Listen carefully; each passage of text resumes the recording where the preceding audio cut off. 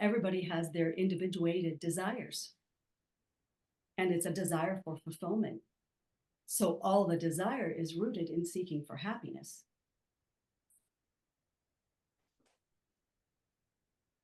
Everybody is seeking happiness. And happiness is sought often through pursuing pleasure and eschewing pain. Avoiding pain and going for pleasure, anticipating pleasure and pain. That is the dynamic of the ordinary mind of samsara.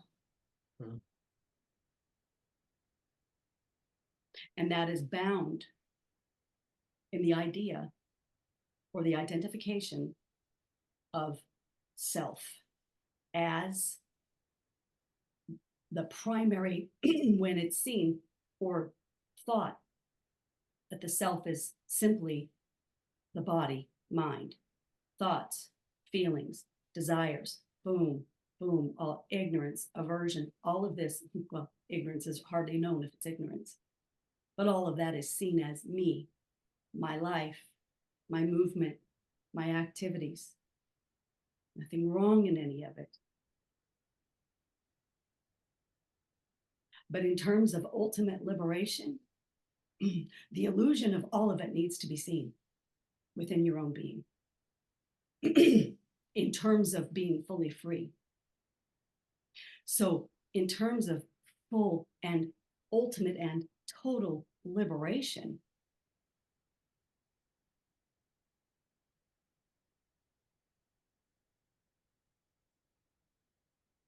that at a certain point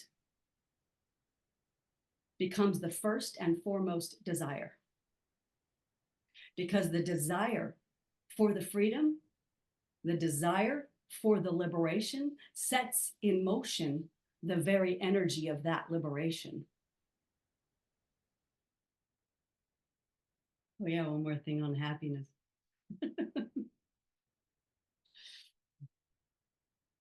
The happiness is sought in the objects of our world, our sense objects. So we seek happiness and fulfillment. But the nature, the self, the truth is completely fulfilled. And it is the seat of genuine happiness because it's not changing. It's not at the mercy of the constancy of change.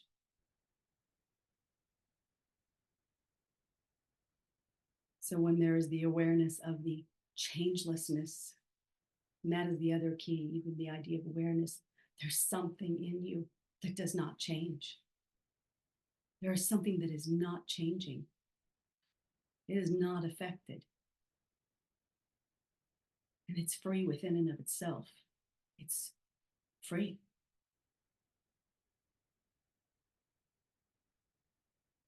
And then what needs to be recognized is the resistance to every momentary change that is arising. So as things change on the things we want changed are great. Things we don't want changed, not so great, but the change is continuous. So the capacity,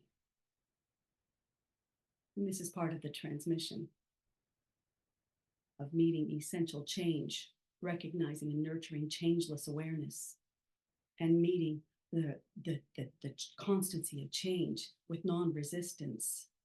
And when you have resistance, recognizing your resistance right in that moment. The minute there's resistance, that is the emotional reaction. Boom, that's the self-contraction. I don't want this.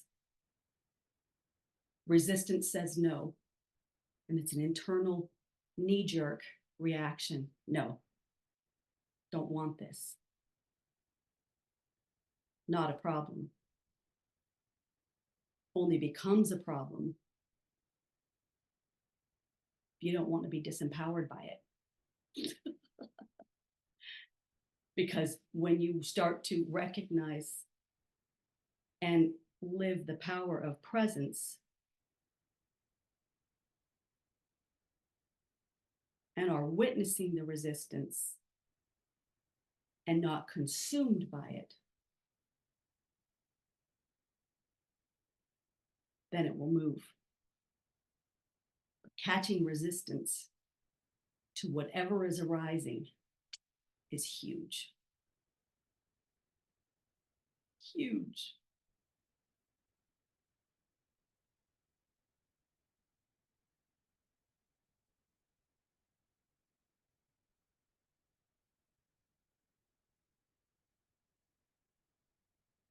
There's a maturity in the knowingness of meeting change with awareness.